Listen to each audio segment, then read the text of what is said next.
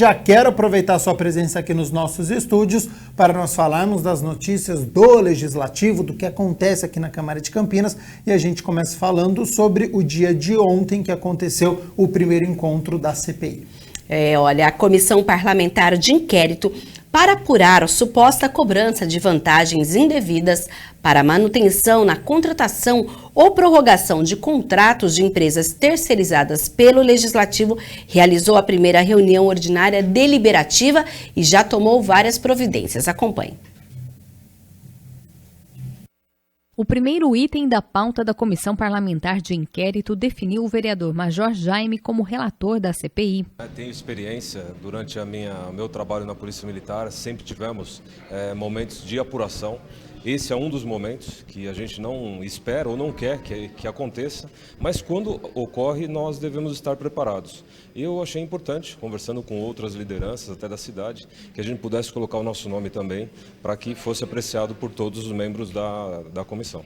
Presidida por Paulo Gaspar, o colegiado tem como integrantes Paulo Búfalo, Paola Miguel, Igor Diego, Luiz Cirilo e Carmo Luiz. A gente vai estudar primeiro todo o material que está disponível. O que não estiver disponível, nós vamos escutar e gerar nova documentação, novas informações, todas que forem possíveis e necessárias para que a gente tenha amadurecimento para decidir se realmente houve e se foi efetiva as denúncias, né? E se houve, é obrigação de todos os membros aqui, eu tenho certeza que nenhum se furtará dessa obrigação, de ter um relatório, que vai ser o Major Jaime que vai fazer, e vai dizer à casa se processo de cassação que tem que continuar ou não, se arquiva o processo. A partir dessa reunião, começa a contar o prazo de 90 dias para concluir o relatório, que pode ser prorrogado por mais 90 dias.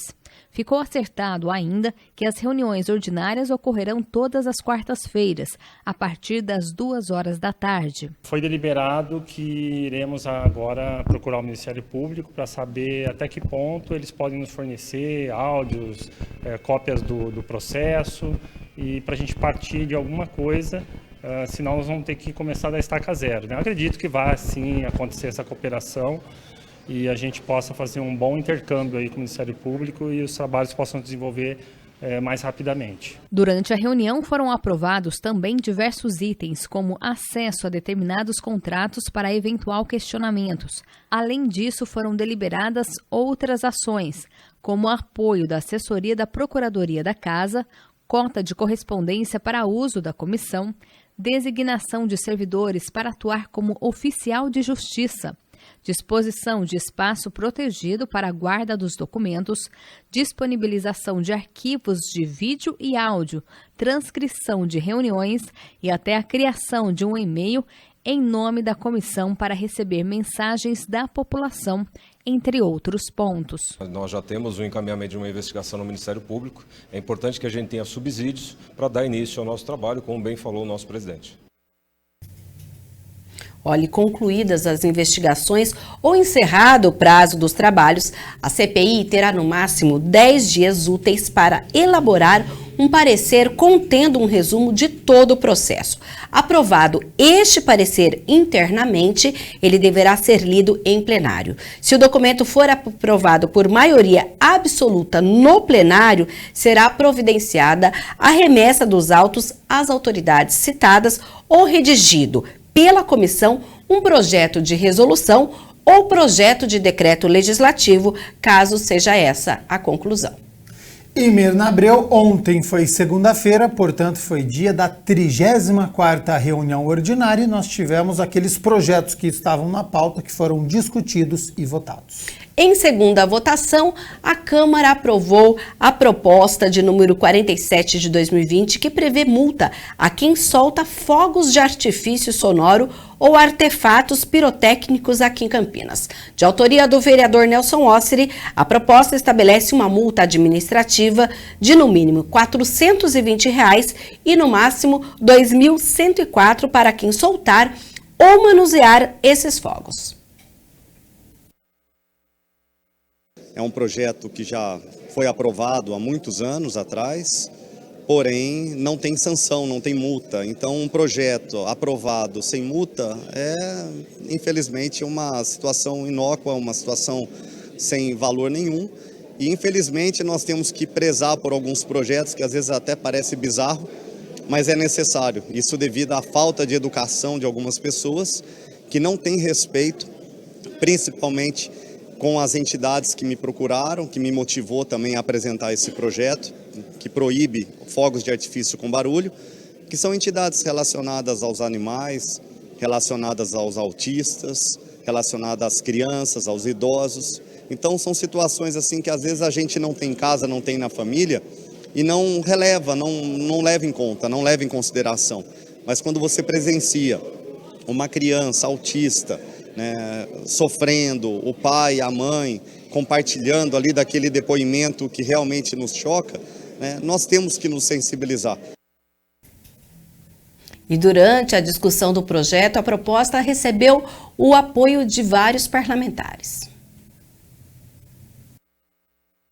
É um problema de saúde pública, cada vez maior, seja pelo fato de, com o desenvolvimento da indústria, com o aumento das nossas cidades, tudo isso foi acrescentando elementos aí, formas e fontes de poluição sonora, que são, na verdade, a poluição sonora gera uma pressão que chega aos ouvidos, enfim, e ele tem um processo tanto cumulativo, como também de certa acomodação à situação ambiente. Todo mundo sabe que na beira de campo, no domingo, lá nas várzeas, tem um futebol amador, não temos guarda municipal para todos os campeonatos, porque são várias ligas de futebol amador, e é difícil controlar isso daí, como o vereador disse. A guarda municipal, ela tem o dever de atuar porque existe a lei, mas às vezes é difícil dela estar em todo lugar e a todo momento. Pode sim se fazer convênios com a Polícia Militar, tem inúmeras maneiras de começar a resolver esse problema. Eu parabenizo você, vereador Nelson Ozzi, pela sua sensibilidade de colocar esse projeto, trazer essa discussão, e eu espero que, em conjunto com a casa, nós possamos fazer sair todos esses projetos que votamos para colocar para funcionar no município de Campinas. O projeto agora será encaminhado para a sanção do prefeito. E a proposta de autoria do vereador Paulo Gaspar, que trata da obrigatoriedade da instalação nas redes elétricas de equipamentos de lazer e de iluminação situados em praças e parques públicos de dispositivos de proteção à corrente diferencial residual que impeçam que choques elétricos sejam fatais, recebeu o pedido de vistas do líder de governo na Câmara, o vereador Luiz Rossini, e por isso não foi votado e não tem data para voltar à pauta de votação. A pauta completa e o resultado de como ficou cada uma das matérias discutidas nesta quarta-feira você encontra lá no site campinas.sp.leg.br. E além dos projetos, a Câmara também analisou moções, e uma delas é de autoria do vereador Luiz Cerilo, que apela à presidência da Câmara dos Deputados para que criminalize os institutos de pesquisa de eleições que divulgarem durante o pleito informações que ultrapassarem em muito a margem de erro, induzindo o eleitor a optar pelo voto útil, gerando prejuízos irreparáveis. O vereador justificou o documento. E o que está ocorrendo é que alguns institutos de pesquisas, de forma reprovável, vêm passando percentuais que não correspondem com a verdade. Muitas vezes até induzindo o eleitor que quer fazer o voto útil, que quer votar num candidato, por exemplo, que possa estar na frente. Nós temos que preconizar também que o objetivo não é cercear a informação. A lei de informações, que é uma lei federal, ela contribui muito. A população precisa ter o máximo de informação possível. Só que eu entendo que deve ter uma informação que corresponda com a realidade, com a verdade. E não fake news, quando apura-se os votos, observa-se que é um contraponto entre a pesquisa de intenção de voto apresentada, por exemplo, numa última semana, e efetivamente os votos que ocorreram no dia do pleito. Então, o que nós queremos é que haja uma criminalização, haja uma regra, e aquele instituto que apresente uma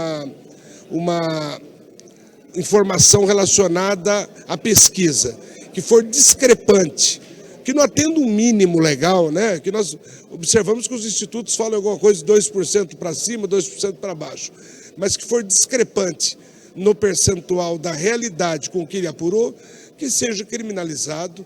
Eu acho que é uma contribuição que nós vamos fazer.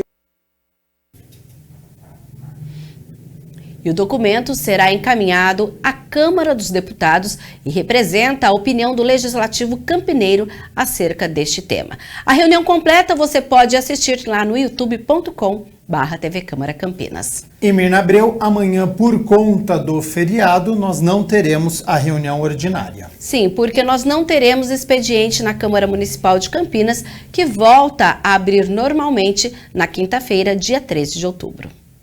Tá certo, então, Mirna Abreu, muito obrigado pelas notícias da Metrópole de Campinas, agora com as notícias do Legislativo. Ótimo feriado para você, nos vemos então na quinta-feira. Até quinta-feira e um bom feriado para vocês de casa.